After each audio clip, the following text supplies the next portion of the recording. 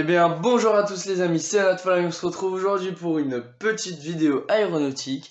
On est sur le premier épisode d'une série de 2 épisodes. Alors, dans ce premier épisode, je vais interviewer un pilote d'autogire. Donc, dans ce premier épisode, il va nous parler de lui et de l'extérieur de sa machine. Donc, il va nous présenter l'extérieur de sa machine. Et dans le deuxième épisode, il y aura le cockpit plus un petit vol de 3 minutes. Alors c'est juste un tour de piste, hein, parce qu'on n'avait pas beaucoup de temps, la base elle est fermée, donc on a juste fait un petit tour de piste.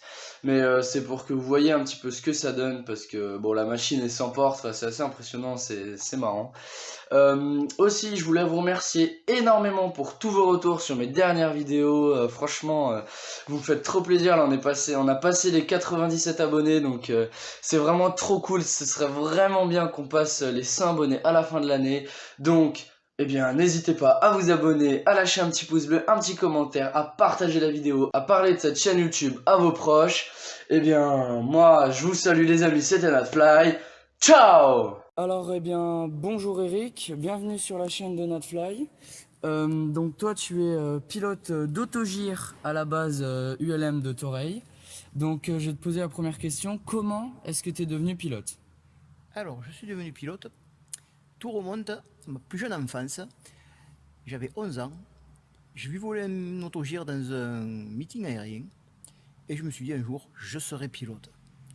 Et donc, quand j'ai eu 17 ans, j'ai demandé à mon père de m'acheter des outils, des machines pour pouvoir fabriquer des autogires. J'ai vendu ma moto pour acheter un moteur. Et j'ai fabriqué mon premier autogire, j'avais 17 ans. J'ai pris quelques leçons de pilotage, je suis devenu pilote, j'avais 17 ans et demi. Ok. J'ai piloté pendant des années, et puis quand je suis venu vivre dans la région, j'avais arrêté de piloter parce que j'avais plus de place, j'avais pas trop petit garage, tout ça, donc voilà, j'avais plus de machine. Et dernièrement, j'ai acheté cette machine, j'ai repris quelques leçons de pilotage avec Christophe, l'instructeur du club. Il m'a validé mon brevet, et voilà, ça fait plus d'un an que je suis pilote. Ok. Que je repilote. Voilà. Et donc pourquoi l'autogère? Pourquoi cette machine-là et pourquoi pas, par exemple, un ULM. ULM, un 3 axes Ah ouais, pourquoi? Parce que pour moi, c'est vachement plus fun. Un autogire, ça ressemble à un petit hélicoptère. C'est beaucoup plus original. Et après, d'un point de vue pilotage, c'est beaucoup plus facile à piloter. Ça ne décroche pas. Ça passe mieux dans la turbulence. Ça décolle très court.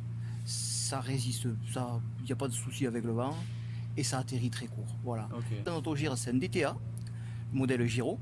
C'est un fabricant français qui fabrique des ULM à la base et qui s'est mis à fabriquer des autogires. Ça, c'est le premier modèle qu'il a fait. Ouais. Donc, c'est un autogire qui est entièrement fermé, qui peut avoir des portes, qui a un chauffage, qui peut voler donc partout en l'hiver avec n'importe quelle température.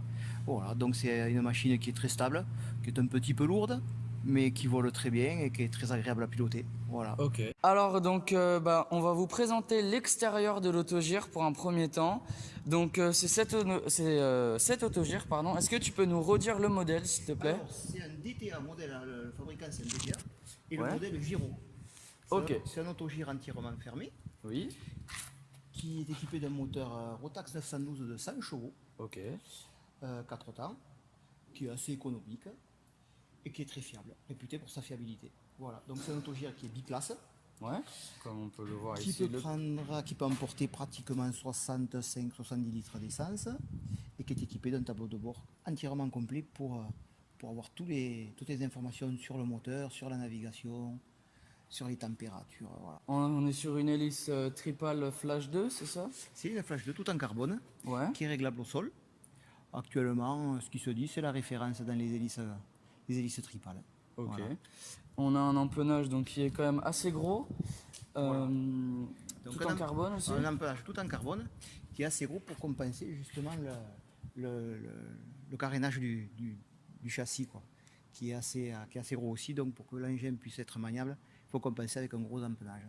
Voilà. Et le rotor. Et un rotor de 8,50 m qui tourne en moyenne à 350 tours minute et qui est équipé donc d'un prélanceur qu'on peut voir là, qui est actionné par 2 courroies à l'arrière du moteur avec un flexible que voici. Ok.